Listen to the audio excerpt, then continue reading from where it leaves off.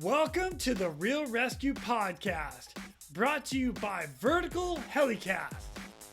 This episode of the Real ResQ is being sponsored by Breeze Eastern. They dedicate themselves to our helicopter rescue world. Since the very first helicopter rescue in November of 1945, Breeze Eastern has designed and manufactured superior rescue hoist solutions. While much of the technology and the unique mission requirements have changed over the past 75 years, their commitment to the rescuers, the operators, and those being rescued has not. Contact them today by visiting them at breeze-eastern.com.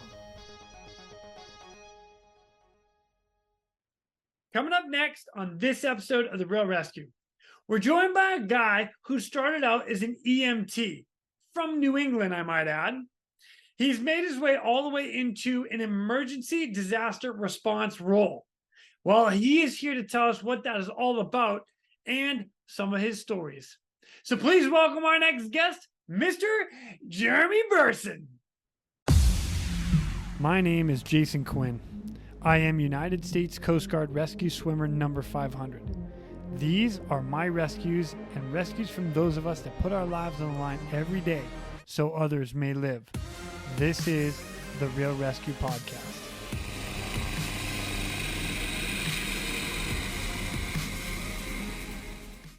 Let's do it. Let's do it. Ladies and gentlemen, welcome back to the Real ResQ podcast.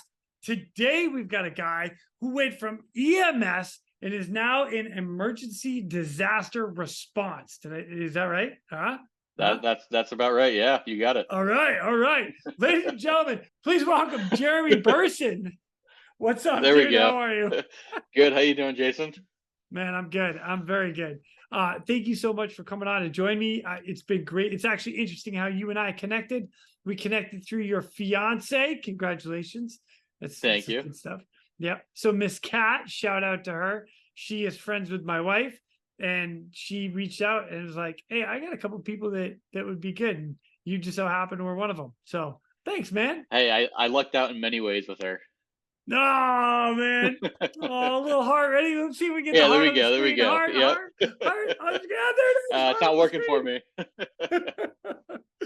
No, I love it, man. I love it. Now, Kat's good people. I appreciate it. But for you coming on, so you were in EMS, and then from like in your career, you are now down in DC working with emergency disaster response, which is the big role. We had Brad on here, Brad Milliken, not too long ago. He was talking about a lot of stuff he's doing with international disaster response, and conveniently enough, you two know each other. We do, yeah. But we're not going to talk about him right now. We're not. Brad had his chance. Okay, there you go, Brad. But now for you, Jeremy, bring us a little background. How did you get into EMS, and how did you end up getting to where you're at now? And we'll get into some stories in the middle. Yeah, for sure. So I was born and raised in New England, in Connecticut, right outside of Hartford. Yep, good old New England boy. Yeah, and for some reason, I don't know why, I used to hate the sight of blood. Like that was, I couldn't do it, couldn't stand it, hated it, like freaked me out. The thought of death freaked me out. I lived a fairly sheltered childhood. We'll put it that way. And around like the 90s, I don't know if you remember that show, Rescue 911. Oh, yeah, used to be, yeah. I think like William Shatner used to, yeah. So I started watching that out of the blue. I think I used to like sneak episodes in every so often because I probably wasn't allowed to. I was still pretty young back then. And like seeing the paramedics, the EMTs, sometimes the cops show up and just be there to help the community, kind of like intrigued me a little bit. So I started thinking a lot about it. At times I was thinking about going to law enforcement. Happy I didn't end up doing that. But in high school, I started volunteering for one of the major hospitals in Hartford, in their like sterilization unit. It sounds really boring, but I used to deliver like all the sterilized tools across the whole hospital. Oh, wow. And it got to the point where I was showing up to this is probably a freshman in high school, maybe even 8th grade if I remember correctly. Um, so I used to do a lot of stops in the operating room, and got to know a number of the surgeons, and they actually let me come in and kind of right seat with them. Like I was standing right next to the surgeon in the operating room. I saw like a neurosurgery to remove cancer, open heart Wow. surgery, a bypass. Um, Oh it my was really goodness. cool, like really fascinating. Yeah. Like such a unique opportunity for someone at my age at the time. Um, and that kind of just like got me even more interested in helping people. I was a pretty compassionate, empathetic kid growing up. Um, so between that and Rescue 911, fast forward a few years, I'm going to University of Connecticut freshman year, and I was doing like the local campus, so living at home, so I had like nights and weekends free.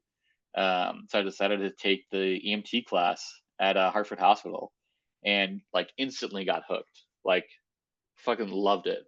Um, I remember like very specifically when you go through EMT school, you have to do it's usually like 1 8-hour shift on an ambulance or 1 8-hour shift in the emergency department.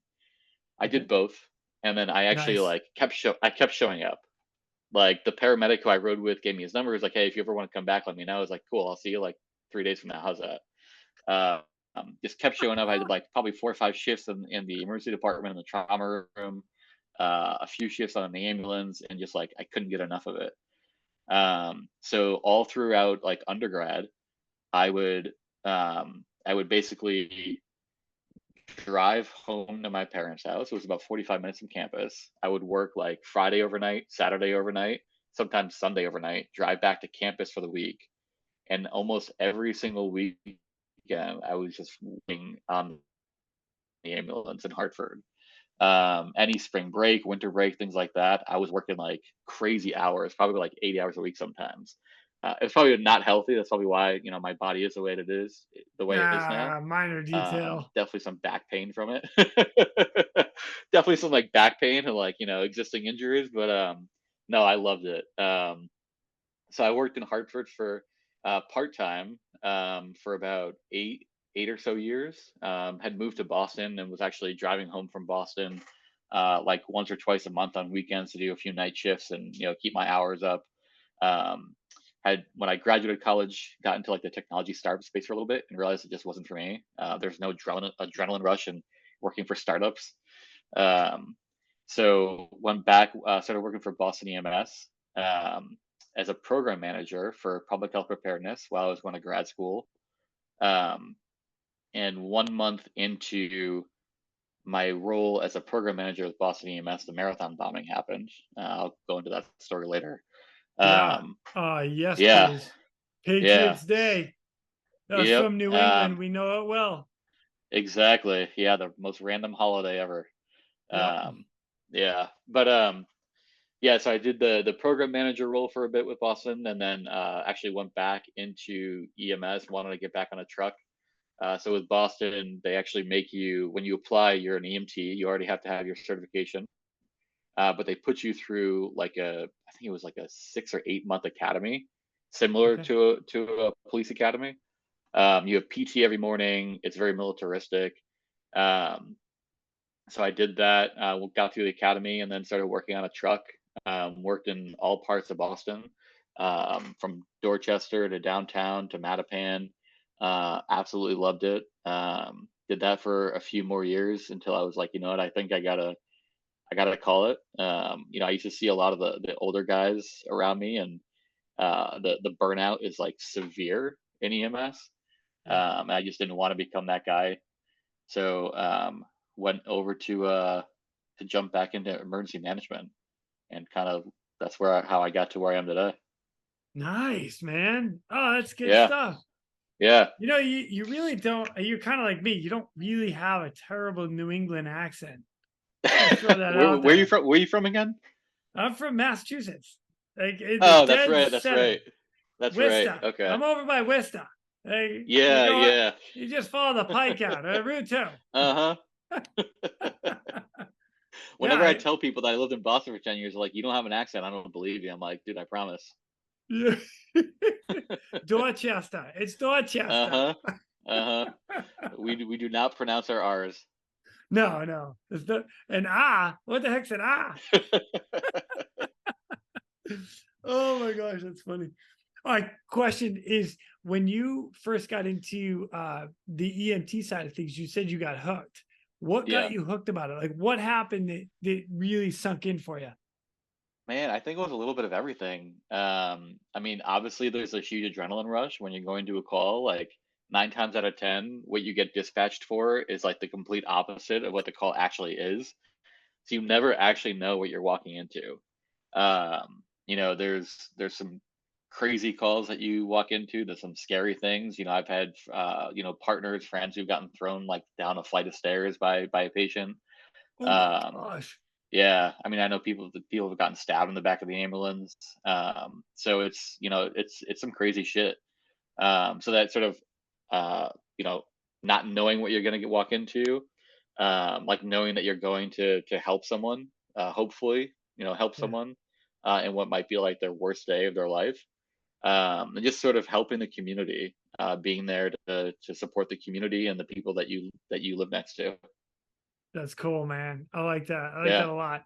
So out of that, do you remember like your first call? Does your first or like the first I memorable do. call? You do? Okay, what do you got? No, I do. So, my very first call, like no shit. So when I got my certification, I immediately applied to work for the American Medical Response in Hartford. It was a 911 private company that would support the city. But while I was waiting for that, I also started volunteering on a volunteer ambulance in a little town right outside of Hartford. My very first call, my first shift, we got called to a nursing home, like maybe like 3 blocks away from the station. It was me and my preceptor, and then the driver, and we show up, and there's this like 80-year-old woman who is unconscious, sort of right in the doorway between her bathroom and her bedroom. Like check for a pulse, no pulse. We're like, oh shit, we got to work it. So first call out of the gate was a cardiac arrest. And then all of a sudden, this guy walks up and starts like getting on the floor with us and starts working the patient. I had no idea who he was. Turns out it was the chief of the department. So obviously that adds to some of the anxiety when you're there. Um, but yeah, with like a lot of cases when you've got an elderly patient who goes into cardiac arrest, we didn't save her, but for that to be like the first call out the gate, I was like, oh shit, like I'm a black cloud. Like, what else am I gonna walk into? What's next? Oh my gosh. What a first case, like first anything. Oh my Hmm. gosh. Yeah, yeah, it was crazy. Like, not something that you would have expected. I wanted like a stub toe or something out of the gate. Let me ease into it a little bit. But of course, No, like that doesn't happen. Nope. no, not even a moment. That's so funny. Oh my Yeah. gosh. I can So. totally see that too with medics. They're pulling drugs out, they're bringing pads Uh out, they're huh. doing everything. There's so much going on, and you like. I remember my first cardiac arrest as well. I'm like, oh my gosh, what the? Like, no idea. Like all I did was just like I was just pumping on the chest. Like that's all I could do. Like Uh, first day, just like dripping with sweat, like yeah. anxiety, making sure I'm doing it right. Like you train on mannequins all the time when you're doing compressions, but obviously it's a very different feeling. Uh-huh. Like when you're actually cracking some ribs. So it was very a unique experience for a first time. And then everything around you looks like a yard sale. It's just like Yeah. shit is everywhere. Every Uh-huh, bag, uh-huh. every pocket's ripped out. Stuff is flying. Yeah. Where's this thing? I'll say though, if you're working with an experienced medic, like they keep their shit clean. Like they Yeah. will, they'll take the drugs out, they'll pop them open, and they'll make sure that they're picking everything up after the fact or like as they're going. Like it's the calm, cool, collected medics that you want to be working with who Yeah. like don't sweat it. They've done it 1,000 times. So Man, that's good yeah, stuff. it was quite an experience. Yeah, Oh, that's so fun. I'm so happy you remember yeah. that. That's good. So in your Yeah, it was years actually of working, go ahead. Sorry. no, I was gonna say I was trying to think of what it was, and then it just came to me recently. I was like, "Oh shit, it was that cardiac arrest." Oh my gosh. All right. So now while you're for those that don't know, so Hartford, Connecticut is the state capital of Connecticut. All right. Just so There you go. for geography wise, but it's a metropolis. It is a big city. So you dealt with a lot of people there. Just out of curiosity, do you like what stands out to you? Give us like 2 or 3 stories that really stands out to you. Oh man, yeah. I was actually just trying to Google what the population is at this point of Hartford, and obviously it didn't come up. But it is an urban area. It's a very like it's a working city. It used to be like the insurance capital of the world at one point, and then the insurance companies all pulled out. So now downtown is like fairly desolate, not as Yeah. empty as like it could be, but yeah. So um, once you leave that downtown core, it's a very urban area, like very diverse demographics across the outskirts. And actually, there used to be like a very big Jewish population in like northern Hartford, which is interesting. And you still see some of the remnants of that with like the cemeteries and some of the old buildings that are still standing. Um, but yeah, I mean, like, I remember one night I was working with a partner of mine. We used to call her Bloodbath, which Oh, she earned that nickname well. And we were sitting in the parking lot. We were sitting in a parking lot, like at our posting. And we're like, you know what? We haven't had a good call in a long time. This is probably like 11 o'clock at night, midnight. We're like, we could go for something like that really gets the blood flowing. Like, let's do it. And then all of a sudden we get called to a stabbing. So we show up. It's in the north end of Hartford. Takes us like 3 minutes to get there. The scene is obviously like chaotic. You got Hartford police there. You got the fire department. I'll keep my comments to myself about firefighters versus EMTs.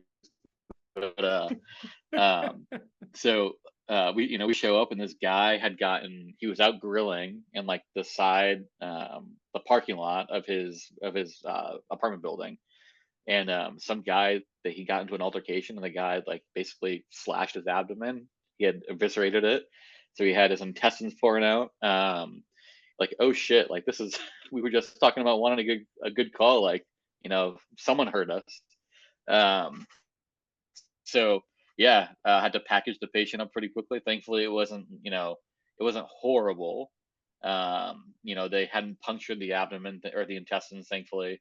But wow. yeah, packaged them up. And the hospital, the good thing about urban EMS is that for the most part, like you're no further than like a 10-minute ride with licensed sirens from a hospital. Um, so Nice. we had yeah, we had a level 1 trauma center, probably like a 3-minute drive away. Got him over there. Packaged him up with a wet, sterile, bandaging and all that fun stuff like you learn in school. And yeah, I think he did fine. So that's always one that comes to mind when you think about like the quick pace, and also like the amount of time you actually spend with the patient. With a trauma Yeah. patient like that, you're only with them, like in that type of setting, you're only with them for you know sometimes 5 minutes, sometimes like 20 minutes maximum, if you're that close to a hospital. So it's really like grab and go, because the biggest thing that they need is a trauma room, is a Right. OR. So Yeah. yeah, Dang. not much you Yeah. can do for them in the field.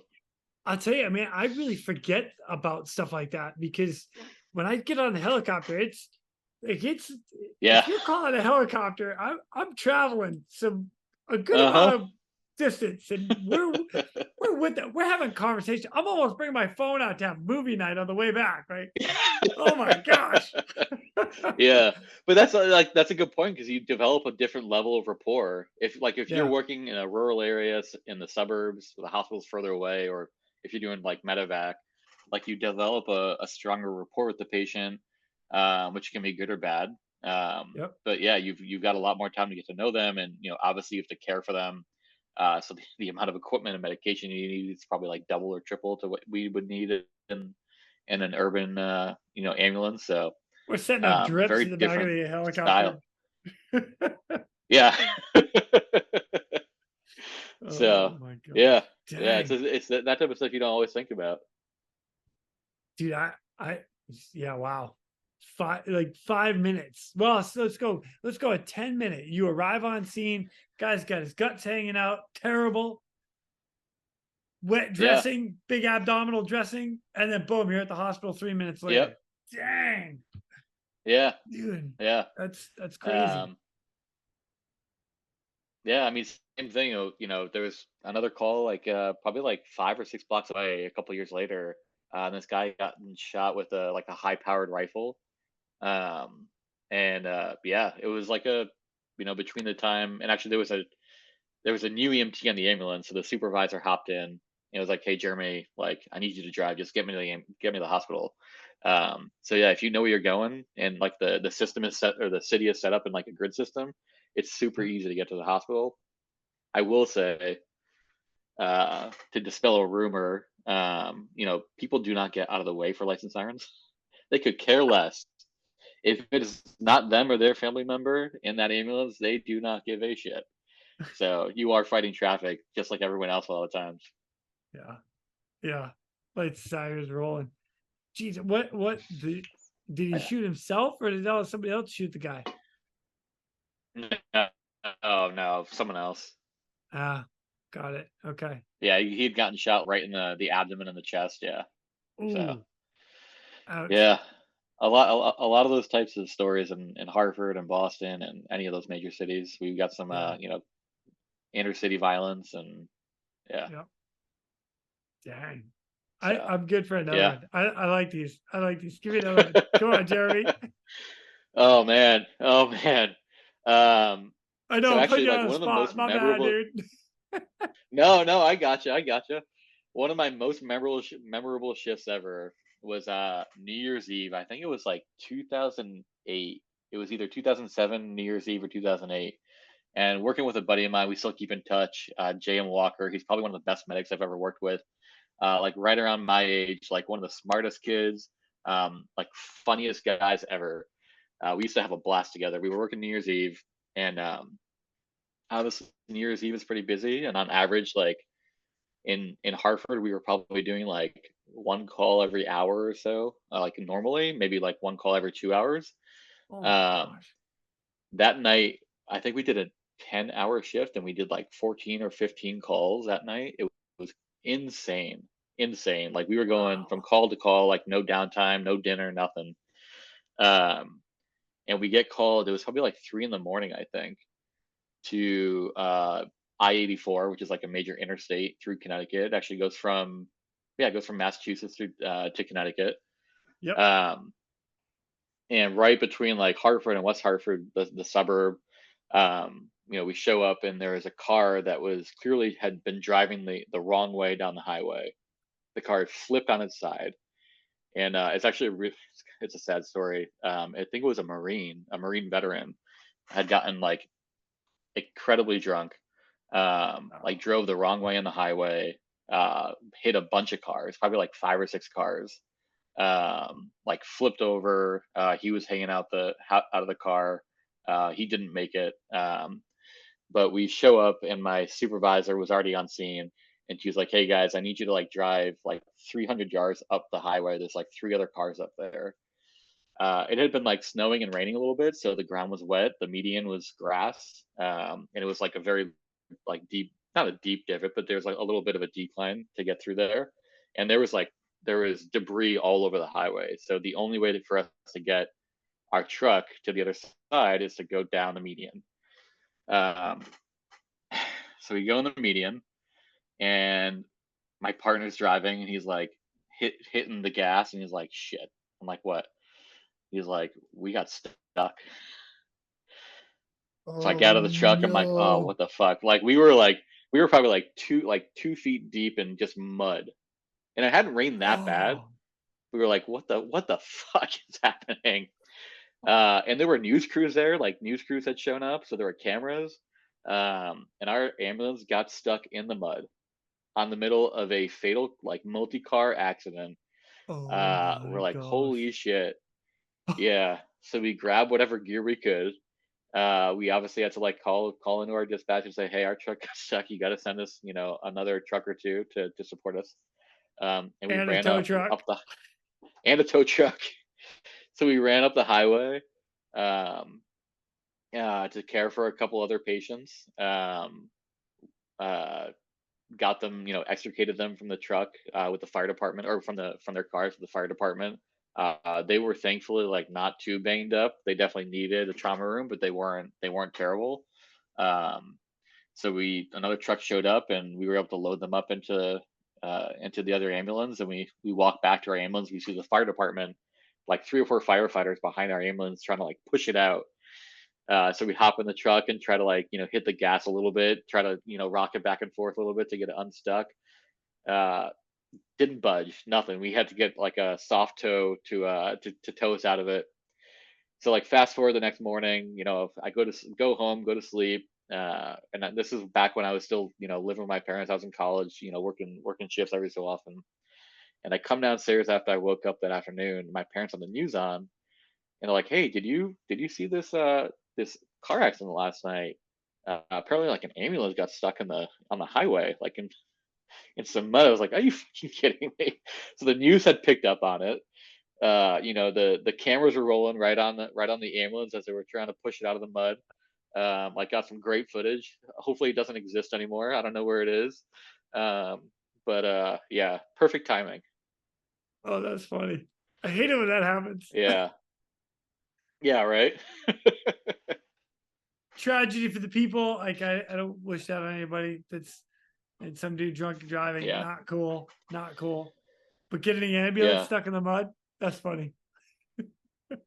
Yeah, yeah, it took us a very long time to live that down. And I'm sure if anyone from our time back then is listening to this, I'm sure they'll remember that call very vividly. Um, but yeah, that's a crazy one. And the other thing that like people don't always think about, as we're going through these stories, I'm like, oh man, other stuff's popping up. And when you work in like the town or the city that you grew up in, like you also run the risk of showing up and it being someone that that you grew up with, a friend or family member, something Right. like that.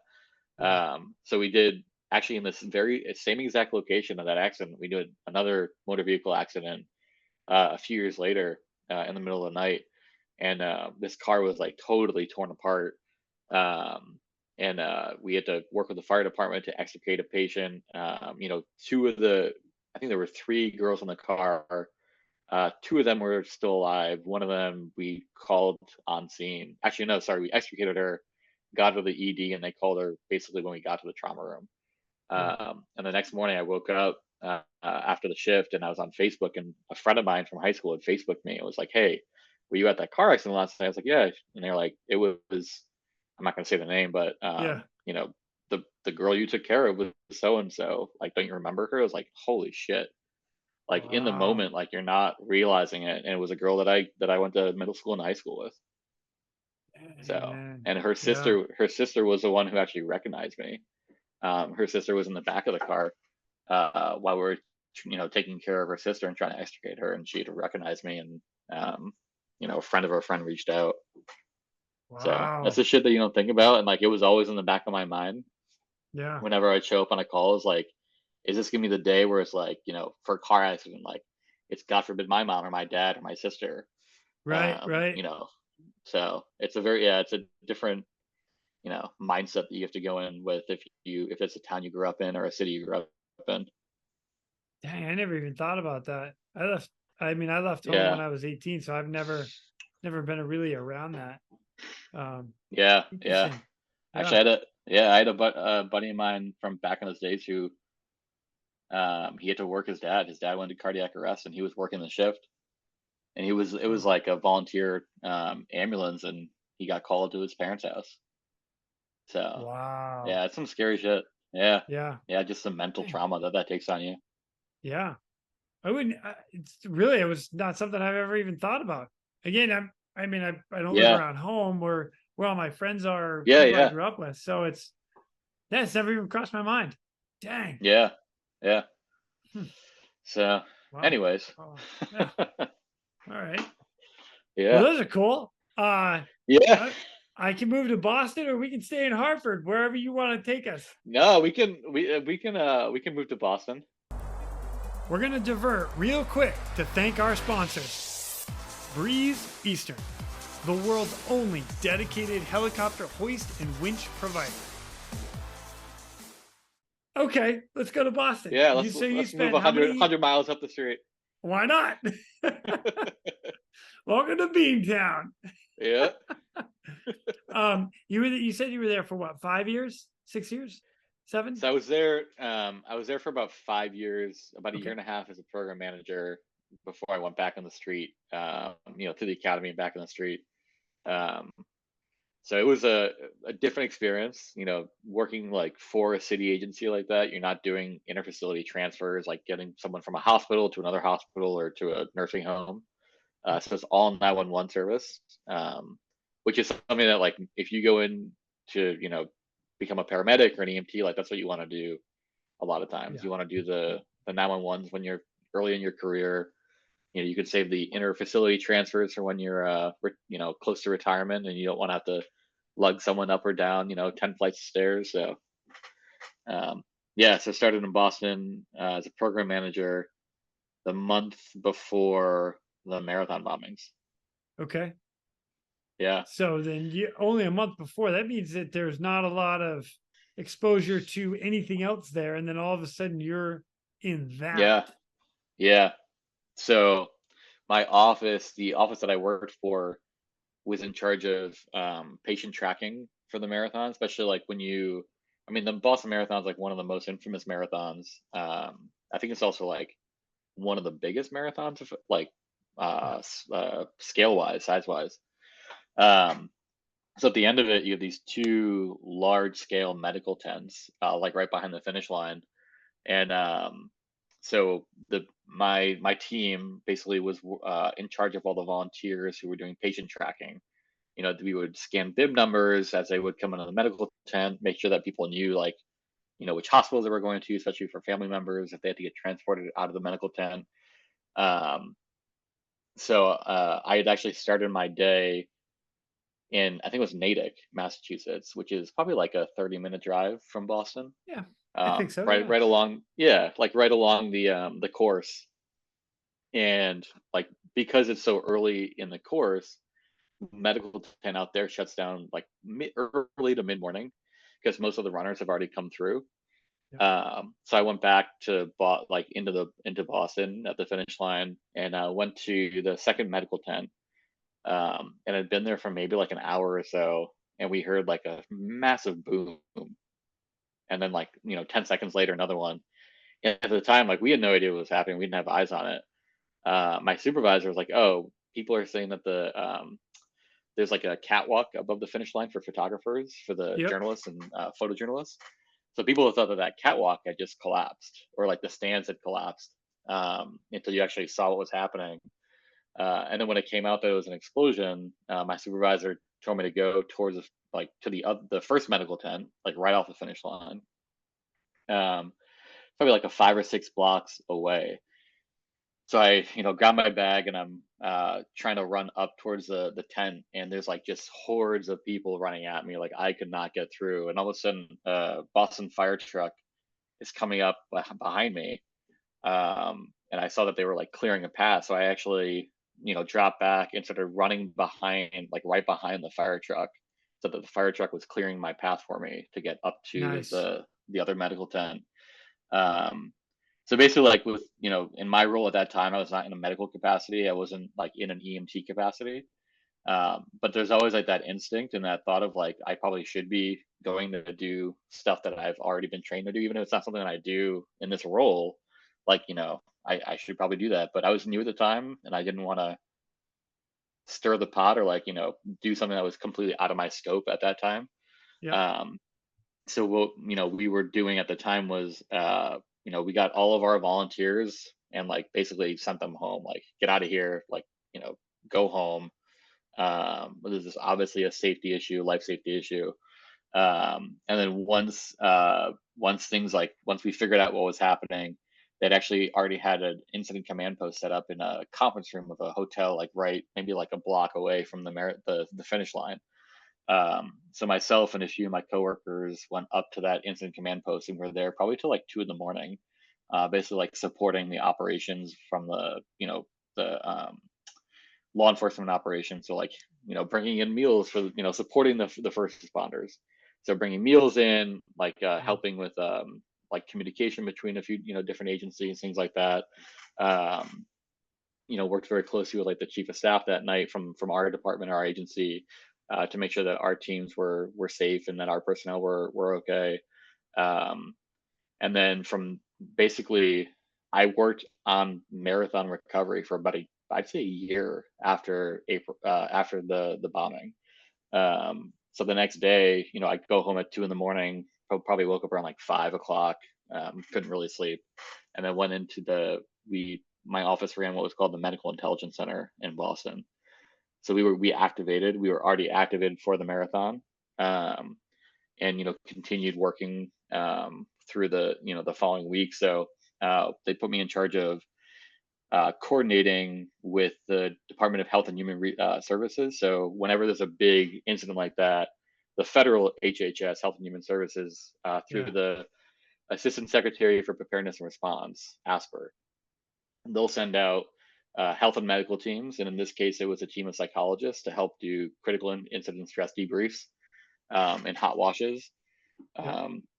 So I worked directly with them, basically coordinating all of the debriefs, like mental health debriefs for the public safety agencies, as well as, the agency that the company that produces the marathon, because you have, hundreds and hundreds of volunteers who also work the marathon, and they obviously have some level of trauma, whether they were there or not, they were impacted by it.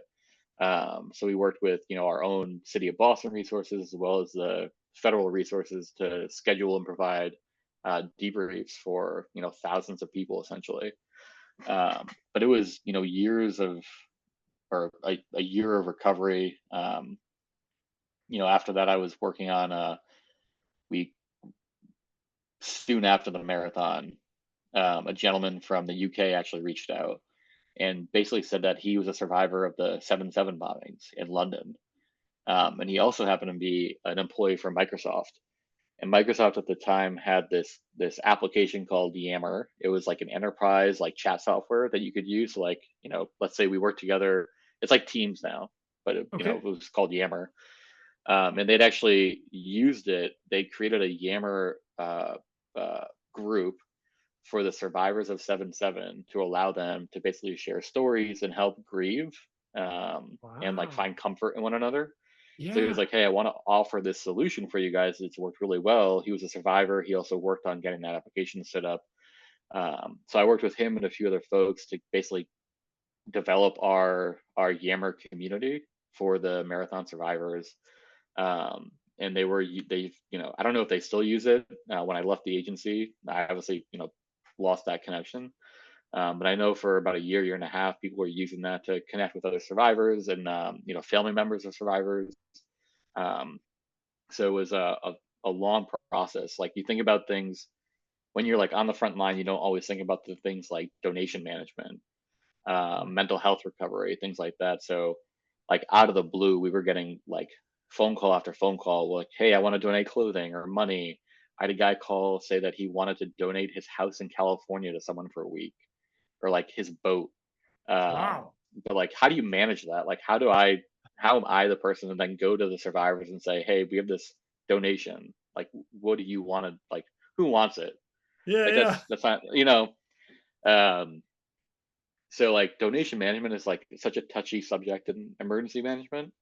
It's like a hot potato, because like there's so much sensitivity around it. It's becomes like this behemoth of a thing when you have a big event like that. Um, yeah, it kind of fell on my plate a little bit, and between that and getting this online community stood up, and then also helping to stand up the Family Assistance Center, which is basically a location where the victims and their families can go and figure out what resources are available to them, like through the FBI, victim services, the state, the state's attorney general office, things like that. There's so many moving parts behind the scenes, and after the fact, that people don't always, know about, because it's just, what needs to happen to support the survivors. Right. Yeah.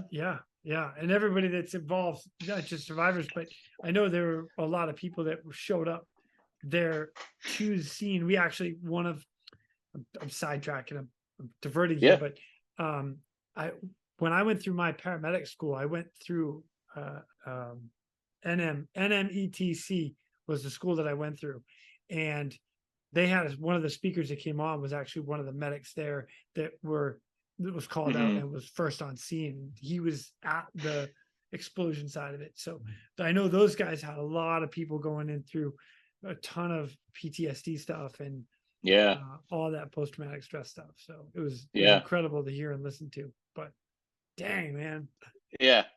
It's crazy. Like, being a month in to a position, like not really knowing people and not really knowing the lay yeah, of the land yet, and then like getting handed that, it's like shit. And then also like obviously the trauma for the community, for the survivors, and like right, you often right. forget that wasn't like a one and done incident. That was a week long incident Oh yeah, because the brothers, the not the suspects, the guys who did it, went on the run. oh yeah, So then, like that Thursday night, you had the Officer Collier from MIT Police who was shot and killed by them. right. And then you had the manhunt into Watertown, and where one of the brothers, hid out in the boat, and they had that whole fiasco. So Yeah. it was a long, drawn out trauma. And like, when's the last time you've ever seen like a major city like Boston go into like full lockdown? Oh, it And was like, insane, yeah, yeah, insane. yeah. Like there Because was it wasn't literally just no Boston that escape. went into a total lockdown. It was the entire surrounding area. And they Yeah, were going like really all the way as far as Worcester, which is about a 45-minute drive on the highway, yeah. doing like 80 miles an hour, which is not speed limit. That's above the speed limit. Just going to throw that out there. Okay. But if you're For doing our 45, international yeah, listeners. exactly. Yeah. Fast. But I mean, they really did lock down that state. Yeah, There was, yeah. yeah, it was Um, impressive for a national response and a local response to do what they did for not only the manhunt but the recovery and the assets provided to all the yeah, survivors and victims. So yeah. I mean, it was eerie. Like that Friday when you would walk outside, like there's no one outside, and there weren't cars on the road except for police and EMS, fire. yeah, Uh, a major city shutting down, like, and people actually abiding by that. Like you yeah, think about COVID, when people like the first few weeks when you were told to stay at home, and like how many people actually did that? yeah. They're like Um, it's a yeah, like, oh, this is ah, bullshit. It's a cold. It's fine. yeah, yeah, yeah, yeah, Um, Yeah, but yeah, for that, it was crazy seeing that and being a part of that. yeah, So yeah. Man, wow! It's what a crazy story, and what you did in the background for all that. That's mm, incredible. Thousands of people coming through you. yeah, yeah. And I wasn't like a one for one. I was working with different groups to help schedule and coordinate those debrief sessions. But yeah, I think there was like we ran the numbers at one point. I think it was like 700 hours of mental health debriefs that we scheduled in like a Wow. 2 week period, week and a half with HHS and some of the Boston and regional, mental health providers. Um, so it was crazy.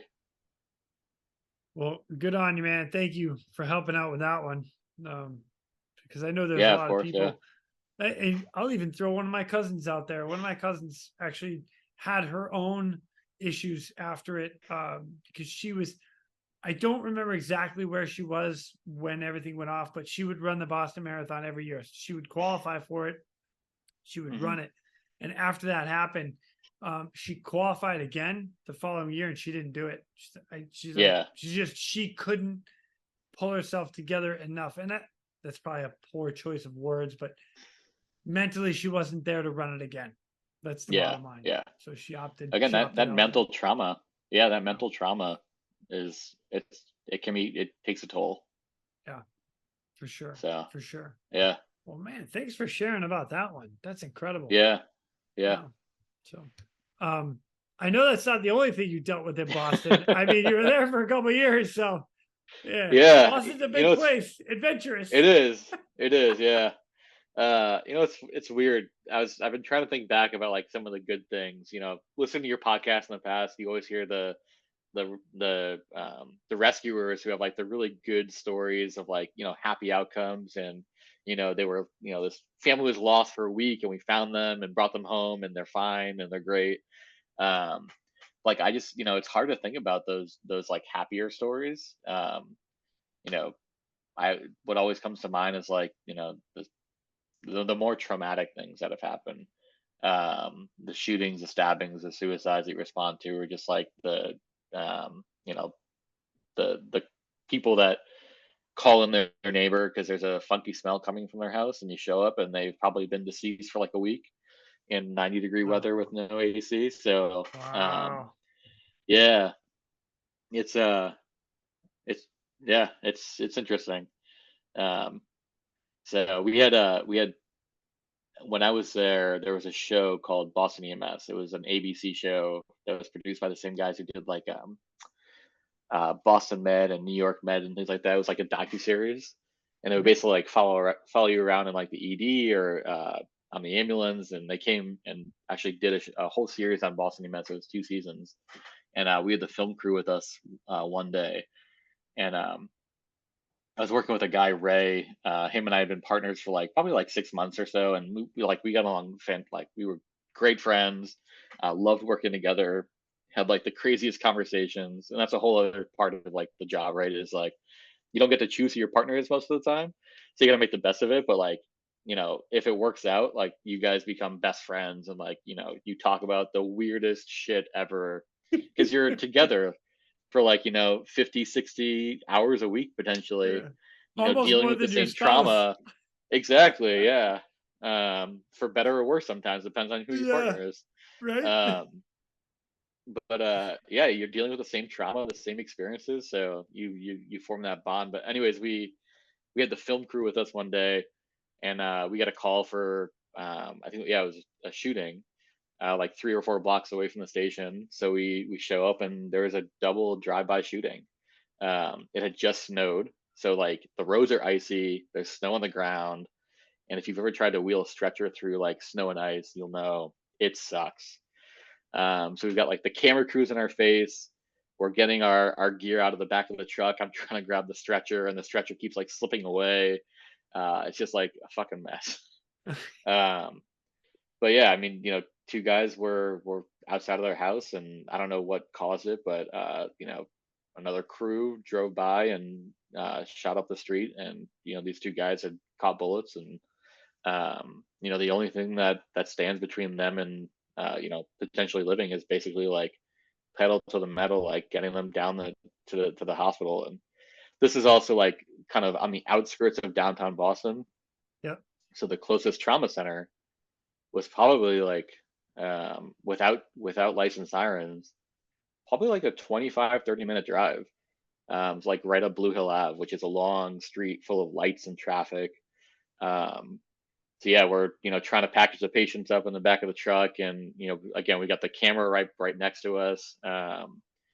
And I hop in the front because it was my day to drive, and driving up there, and they're interviewing you while you're trying to focus on the traffic, and it's an interesting, unique experience. Unfortunately, the victims didn't survive that one. Mm. Um, but like just it also just speaks to like the violence in our cities across the country, and just continues to increase no matter where you are. I know DC is experiencing like a huge uptick in crime right now. Um, so in it all, like you don't think about like what's behind those numbers and the people behind those numbers. So it's always good to try and remember that at times. That's interesting. Yeah. Yeah, Again, a world that I don't usually see a whole lot of is stuff like that, yeah, especially yeah, just in where I'm at and what I've done in my like where my career has taken me. It's just not where I've been. So, yeah. um, but Different form of serving your country, your community. for Yeah. sure. I mean, I remember specifically going through my paramedic like ride along stuff and getting all my hours down in New Bedford, and that was wicked for me. It was crazy. I mean, we were straight out. It was like you said earlier, like that New Year's Day for you, where you're just Yeah, running and running and running. That was me during my, yeah, and I'm like, holy cow, how did, yeah, it's impressive to watch all the EMTs and the medics out there that do that on a day-to-day basis. Yeah. And for Yeah. those who don't know, the term wicked is a Massachusetts colloquialism for cool and Thank you. Thank you for that one. It's wicked awesome. Like if you're wicked smart, you're wicked uh-huh. smart. Uh-huh. That's really smart for everybody else. Exactly, yeah. Highly intelligent. Uh, oh, that's great. So Jeremy, like I want to change gears a little bit now, unless you got any other stories you want to tell, of course. No, they're nothing happy, so we can move forward. Uh, well, I'm sorry to hear that. That's but I get it. No, And it's all you know right. I what? mean, there's definitely good times, but it's the bigger things that you tend to remember a lot of times. So, Yep. yeah, yeah, I get it. yeah. I absolutely get it. Well, and you said it yourself, like you didn't want to burn out. You didn't want to do that, so you looked into going further. And now, disaster management is it international or national or both, or where are you at with that? Yeah, so I did once I left Boston EMS, I did some time as an emergency manager actually at MIT, Massachusetts Institute of Technology, as like a higher education emergency manager. Um, Going from like Boston EMS when it's like pure adrenaline rush to a higher education campus did not work for me. It was so slow. I couldn't adjust. I tried for a year and a half to adjust to the pace change. It didn't work for me. Um, so actually had moved out to California, to San Diego, and was working for Team Rubicon, which is an international disaster response group founded by veterans. It was really meant to be a community for veterans once they either retire or they separate from service, to continue supporting their community and to develop a community of like-minded veterans who are focused on disaster response. So they also have it was open to public safety people as well. So I'd been a volunteer for since like 2012, 2011. They started in 2010. And then when I left Massachusetts and moved to California, I started contracting for Team Rubicon on their incident management team. So I started as the logistics section chief for a while, and then became an incident commander on the IMT. And basically, like I was a contractor, I'd go around the country to different like big disasters, wherever Team Rubicon was, and basically would help support and manage and direct their response. Excuse me. A lot of what I did was also like mentoring and coaching, like people who didn't necessarily have the experience but wanted to get into like more senior positions, a command general staff position, whether it was incident commander, planning section chief, what have you. It was my job to coach and mentor them, and basically make sure that the operation ran smoothly. Um, so I did that for a couple years as a contractor. Went down to Florida after I think it was Hurricane Maria back in 2018, 2019, 2018. Okay. They got like slammed by a huge hurricane, and we were there for probably like four or 5 months. It was one of our longest responses as an Oh organization. wow.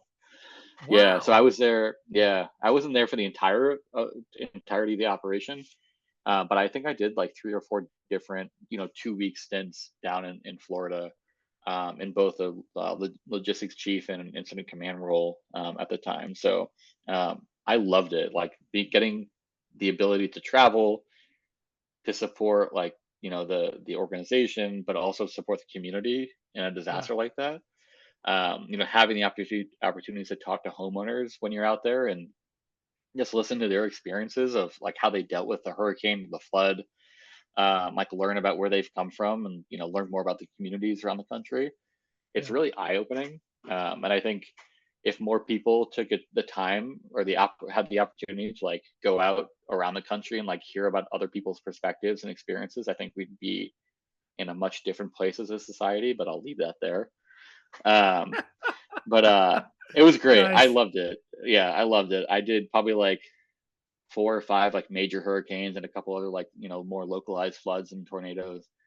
Um, and then from there, I actually worked for Team Rubicon full time, managing their West Coast disaster operations, which was a lot of wildfire, mitigation, wildfire response, recovery, local flooding, mudslides, that type of stuff. Yeah. And then yeah, when I met Kat, actually Kat and I met through Team Rubicon. We were basically counterparts. She managed the East Coast, I managed the West Coast. And so she was living in DC at the time. So I'd come out here. We'd come out. We went up to go see one of our colleagues, one of our friends, during like the middle of the start of COVID.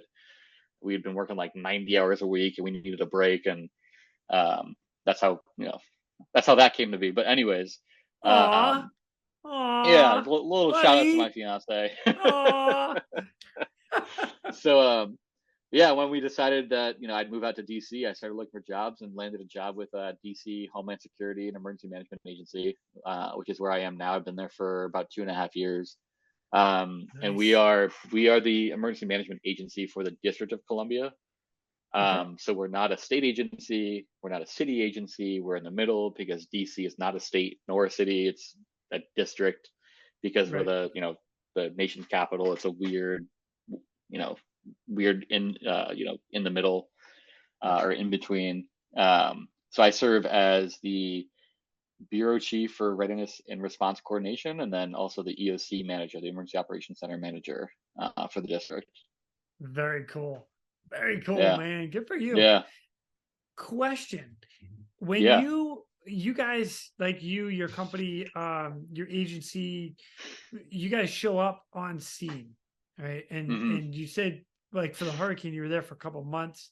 You go in for 2 weeks at a time. What does it look like? How does what is you as a responder, because you're going in coordinating stuff, so are you the hub, are you're dictating to all different agencies, like how does that work? Yeah, so that's back when I was with Team Rubicon. So Yep. with Team Rubicon, we actually have groups of volunteers for like those types of operations. We would have, anywhere from like 10 volunteers to 200 volunteers deploying to an operation like that. And Team Rubicon, like the capabilities include like, doing muck outs of a house if a house floods, like, stripping it down to the studs essentially if there was a potential for mold. We had Sawyer capabilities, so we would help with route clearance if there were trees down on roadways from a storm, or if trees were down on houses or like massive trees fell on properties, we'd help cut those out and push them to the curb. Um, Wow. Heavy equipment operations. So again, like thinking about route clearance, if trees are down and you're trying to open up a route for first responders to get to houses or communities, we could go in with our heavy equipment team. It would be like a mix of heavy equipment operators and sawyers. So they, sawyers would cut the trees, and then the heavy equipment would push them off to the side to open up those routes. So in my role at that time, I was in that more command control position. So working with my operations chief, my planning chief to determine where what like mission assignments needed to get completed, and we worked very closely with that city, that state emergency management agency. So everything that we did was in lockstep with them, or at their direction. So they would give us a list of different work orders or priorities that they would need done that they didn't have the capacity to fulfill because their teams had a million other things that they also had to do. So we'd be able to take some of the burden off of them and send our teams out there to get the job done. So how Um, does that so work that's kind of with like a call? So you said a route.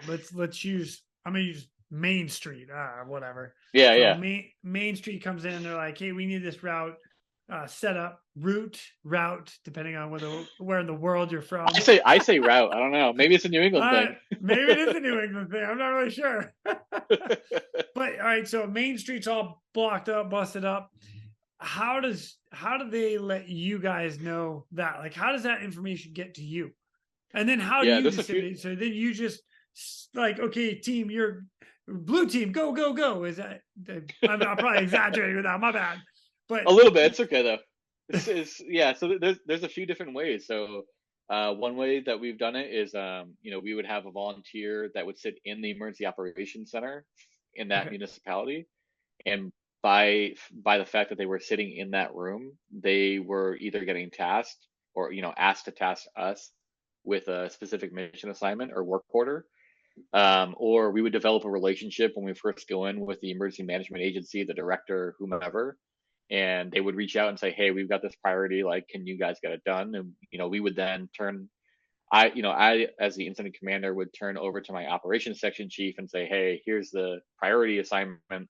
Do what you got to do," and they would then assign the specific strike team, depending on the capabilities that were needed, to go out and take care of Main Street. Oh, that's cool. So everything's Yeah, based off the out of the RCC. Or I guess is that yeah, yeah. RCC, which is EOC, Emergency Operations Center. yeah, okay, Yeah, EOC, Emergency yeah, Operations Center. Got it. yeah. Nice. But there's another way. So there's also, when a big event or a big disaster happens, you have volunteer organizations that come out of the woodwork.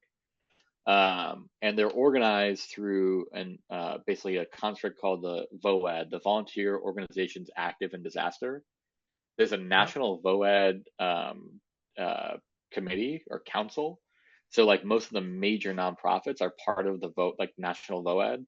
Team Rubicon was actually the chair of the VOAD for a few years. They might still be, I don't remember. Um, and they basically help to organize all of those volunteer groups. You have a lot of like religious volunteer groups, like the Methodists, um, Lutherans, Latter-day Saints. They all have their own version of a disaster response organization.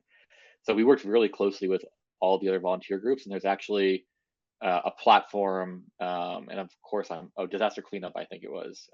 It's a website where the city can go in and plug in different work assignments or areas, and then the volunteer organizations can go in and claim them and say, "Hey, Team Rubicon, we're going to take these 5 in this geographic area.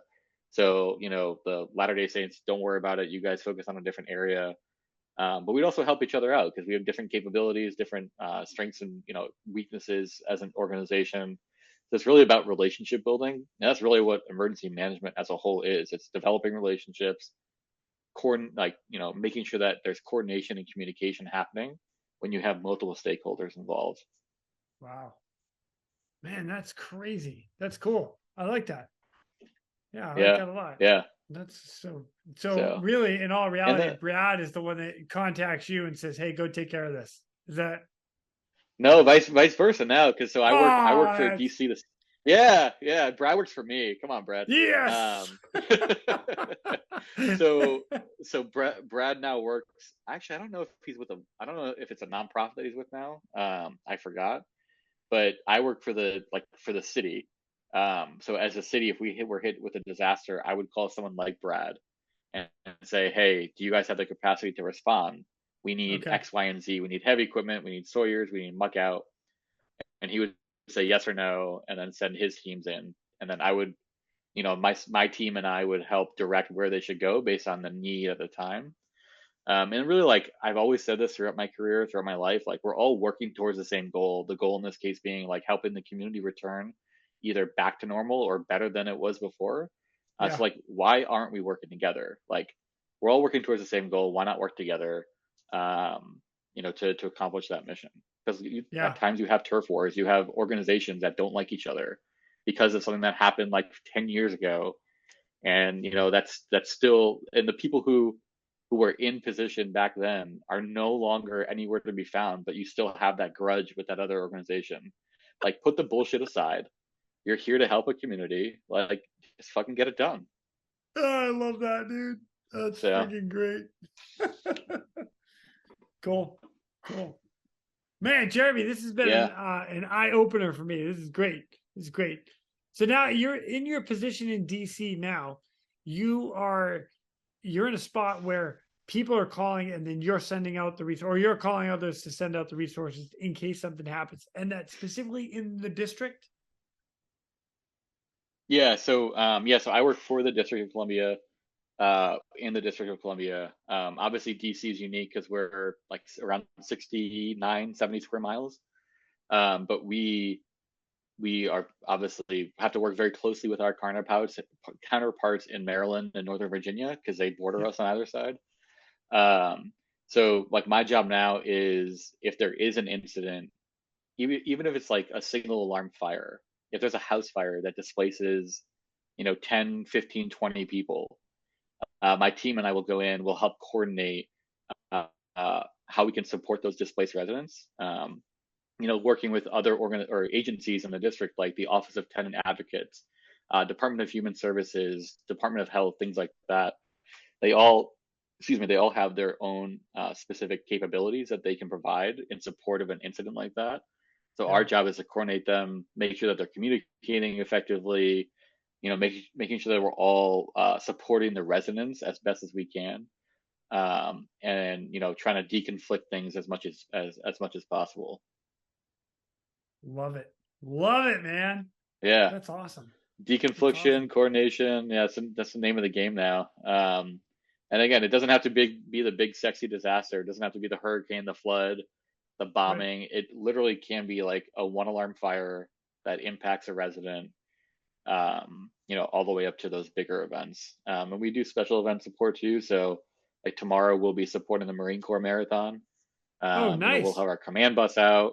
Yeah, so we'll have our command bus out, and we'll be working with different public safety agencies, and supporting them on our platform on the bus. So yeah, that's what it's about, is just supporting our partners and making sure that they can do their job effectively, because if they can't, then it's not a good day.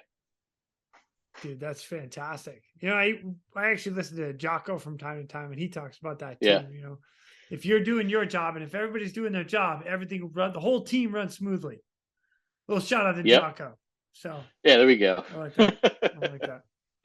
Jeremy, this has been a blast. Thank you so much. I do have one more question before I let you go, and that is, it might be a two-part. I think it's two-part. So the first one would be like, if somebody wanted to get into your position or kind of follow your route, how do they do? What do they got to do? Yeah. So I often my colleagues and I talk about this a lot, and we all have the same understanding that like anyone can become an emergency manager. Like you can train anyone to do this job. It doesn't take like a certain school or certificate or degree to do it. If you have common sense, if you're a good communicator, if you can coordinate things, and if you can sort of live like as being in the unknown because you don't know what might happen, then you can be an emergency manager. So I always tell people, like, look for any opportunity to volunteer, like get involved with your local CERT team, the community emergency response team, volunteer with organizations like Team Rubicon or the Red Cross to get that experience. Take classes. FEMA has a ton of free classes. Some are online, some are in person. But your city, your state often hosts those classes, like the incident command classes, position-specific classes. So reach out to your state training officer, go online. I know this is also like an international community that listens to the podcast, but go online and start looking at what your town or your country does for emergency management or incident management. And just start like asking questions, make connections. I also think that LinkedIn is like one of those powerful tools you can use. That's actually how I got my position now. Yeah. I actually cold emailed or cold messaged the gentleman who's now our director, and asked him like for some 20 minutes to just chat. And he ended up, we hit it off, and I got a contract position, and then became full-time with the agency. So LinkedIn is your friend. Use it. Like, don't be afraid to reach out and send a cold email. Yeah. Good stuff. Well, that's going to drive into my next question, and that is a piece of advice from running EMS in Hartford all the way to now. If there's anything you would tell anybody doing the job or that wants to come up into it, what would it be? Hey, man, remain flexible, semper gumby, and then I would also say just make sure that you're a good communicator. Like if you are a good communicator, that will serve you well throughout life, no matter what you do. Dude, perfect. Yeah.